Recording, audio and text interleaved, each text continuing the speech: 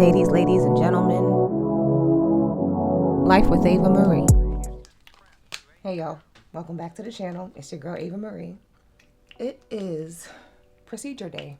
So real quick, if you're new here, my periods are really bad. So I am about to get what is known as a hysteroscopy and a D&C. Please Google that. Because all I can tell you is that the hysteroscopy is a camera going up my coochie, and the D&C is the dilation of my cervix and cut a something, but they're gonna get like a damn trucks. They're pretty much scraping to get a biopsy. They called yesterday and said no food after midnight, no jewelry, and something else. I don't remember, but I know I didn't do it, or I did it. Either way, I'm fine. Time to take off the jewelry. Ooh, I don't know how to get this piercing out. Now, if these people think I'm showing up without hoops, okay? Oh, gauge out. Ew. I can't reach it. I can't reach it.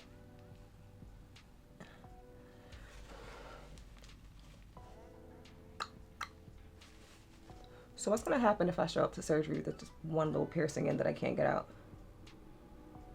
They gonna cut it out, or are they just gonna do the surgery? Depend fall back. Depend fall back. I don't know why. If these people think I'm not showing up in some hoops, they gonna learn today. Why can't I find a big ass hole? Hello? But this whole earring can slide through my gauge. Oh, let's pull up my jumpsuit. Let's see if this actually fits still. I think it's gonna be a little tight. Just a little bit tight. Especially in the midsections. I gained some weight in the last year. Okay, this is it. Probably throwing my Uggs. I'm not sure how today's gonna go, but I guess I'll see you throughout the day.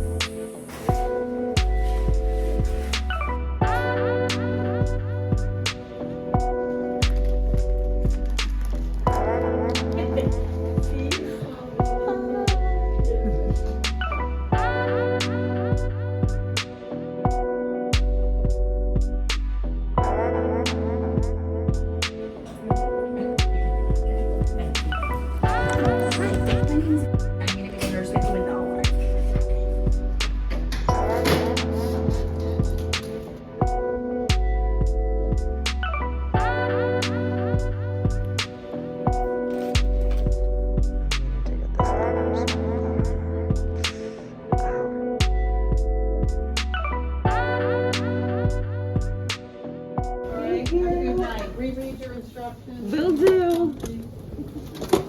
Bye. Yo, my coochie burned. And she said if it burns, it's like soap. What? To soak? Soap. It's soap. Oh, that's why it's burning. So can you rinse it? I can't like power wash it. I can pour like water on it, like on it. Oh. Chipotle song. I'm alive. My coochie really hurts, but I'm alive. It's warm in here. Bestie! Amy's downstairs talking to mom's man. They just be chopping it up. I ate half my Chipotle. Not even half, like 4 bites in the car. Bring yourself, I hear ya. Isn't it toasty in here now? They fixed the heater. Yeah. Bestie brought up the rest of my Chipotle. Yay! Chipotle. Listen, if it ain't Christina, it's gonna be Amy, but somebody gonna spend the day with me. Yeah. So we're going to watch some television shows. Are we about to watch Devil in the Blue Dress because you and Ralph was talking about it? Maybe the tell-all 90 Day Fiance. Are you gonna watch that? Or whatever. So this is the end of day 0. Day 0, right? That's what you call this? Operation day? This ain't day 1. Day 0. Because if it was a chemical pill, you call this day 0. I don't know. If it was a chemical pill, it would be day 0. So, based zero. on that logic, this is day 0. Yeah, my coochie hurt. It feels like I had really, really, really rough sex. And I will update you on my recovery for day 1.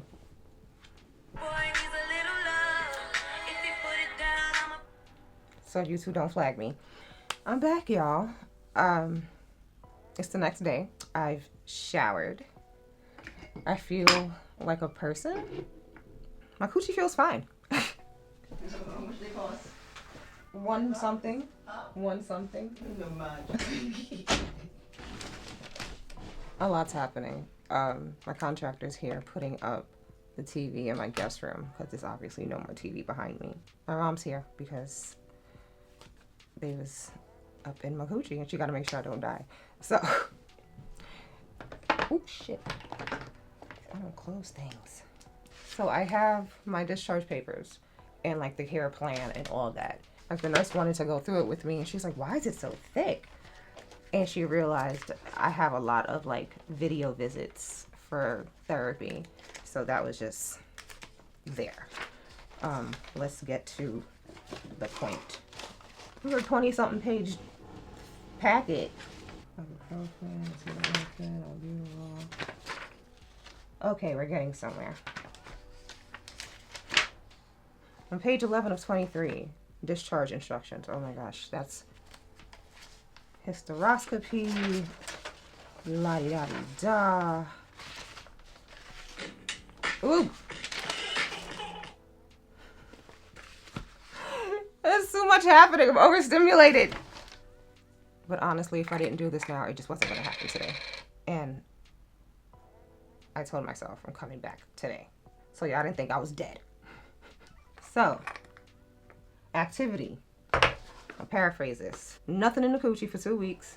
That includes tub bathing, swimming, soaking of any type, tampons, douching, sex, none of that. Took my first shower, as I said before. No tub bathing until I am cleared by my doctor, but I don't even have a tub. Vaginal bleeding. Light spotting or bleeding is expected and may continue for up to 2 weeks after surgery. I didn't see any blood today, so that's a good sign. Hope it stays that way.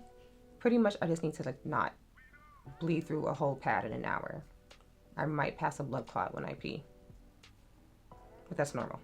The usual period pain is expected. With me, it's usually joint pain from the waist down. That shit kicked my ass last night. I wrote it out though. I didn't take anything for it. I got ibuprofen. I have my usual acetaminophen. We'll see what I do if it continues. A low-grade fever is common after surgery. I have my thermometer here. We're gonna just see what I'm checking in at.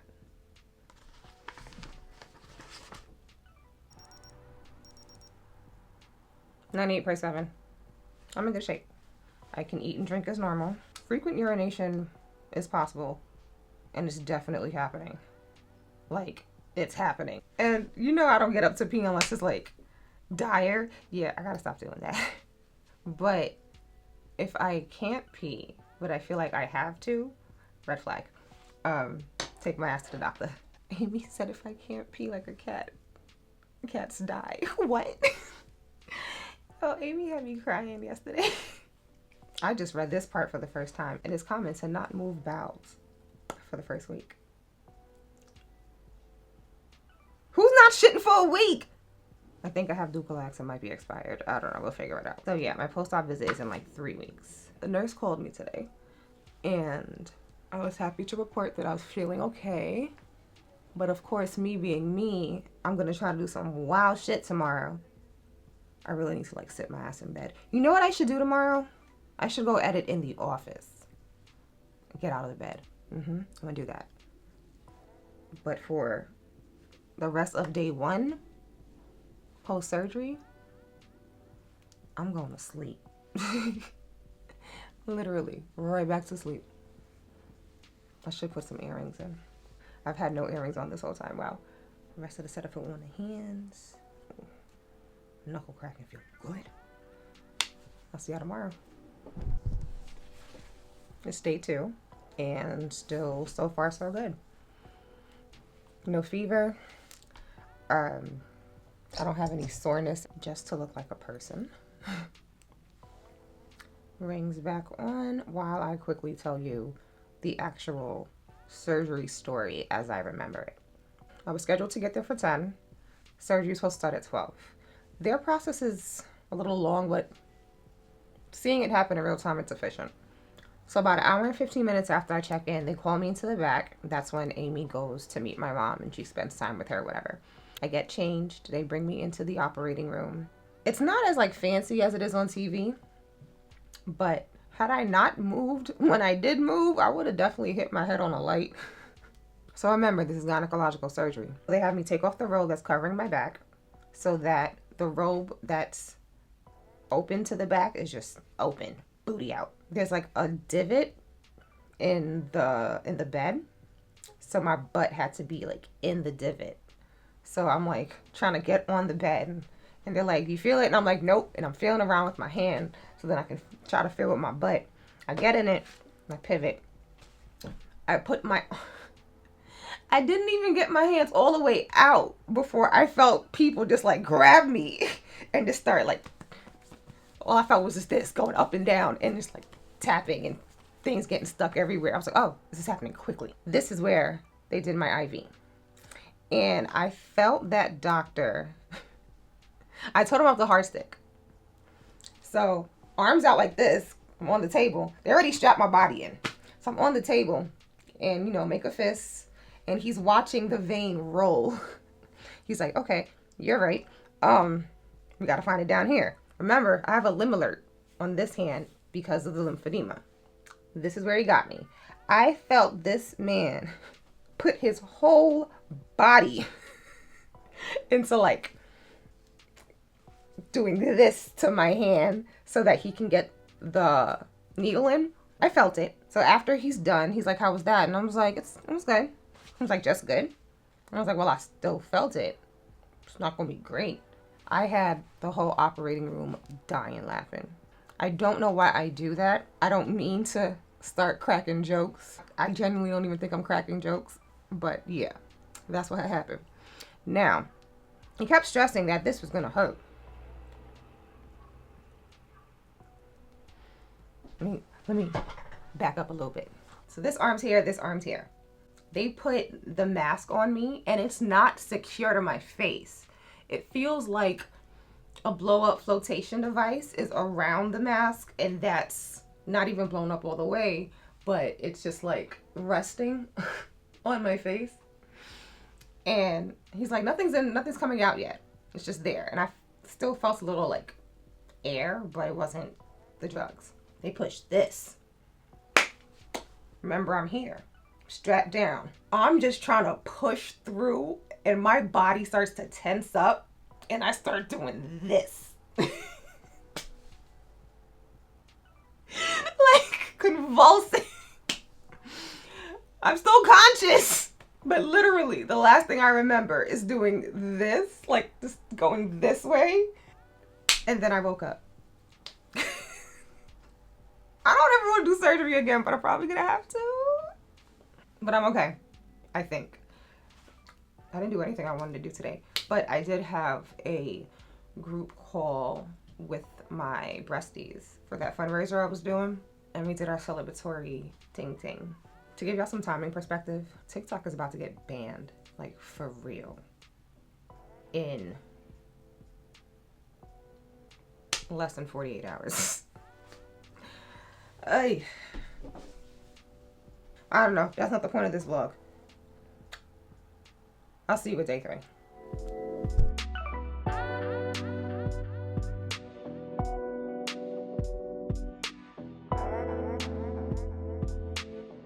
It's been 3 weeks since you've been looking for your phone.